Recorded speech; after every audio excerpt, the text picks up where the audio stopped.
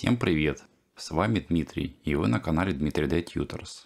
Сегодня мы рассмотрим очень интересную функцию, которая позволяет вносить изменения в последнюю выполненную команду. Называется она Adjust Last Operation, и применить ее можно с помощью горячей клавиши F9. В качестве модели я буду использовать стандартный куб. Заходим в режим редактирования, выбираем полигон и перемещаем его вверх. В настройках инструмента мы видим изменение значения по оси Z. После применения команды, чтобы вернуться к предыдущему изменению, традиционно мы нажимаем Ctrl плюс Z, то есть отменяем это действие. Если нажать клавишу F9, вновь появится меню с настройками предыдущего инструмента и с теми значениями, которые были применены.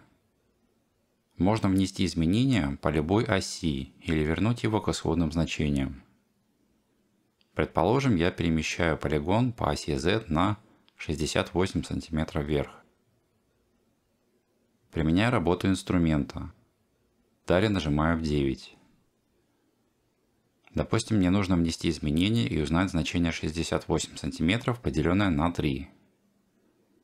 Я дописываю поделить на 3 к 68 см и нажимаю Enter. Далее отобразится полученный результат. Обратите внимание, меню настроек появится там, где находится курсор мыши. Выделив другое ребро и переместив его на 77 см, я также могу добавить значение, к примеру, 23 см. В итоге мы получим новый результат минус 54 см. Примерно похоже я сделаю для выделенного ребра. Переместив его на 100 см по оси Y, применив работу инструмента, я нажму F9, чтобы внести изменения. Например, поделю первоначальное значение на 4. Вернувшись к исходной форме объекта, я выделю два ребра и применю Bevel. После применения я снова могу вызвать меню настроек и внести изменения. Например, добавить сегментов, изменить ширину. Также похожую комбинацию действий я применю к инструменту H-Slide. Любые функции, которые не были включены, можно включить или наоборот.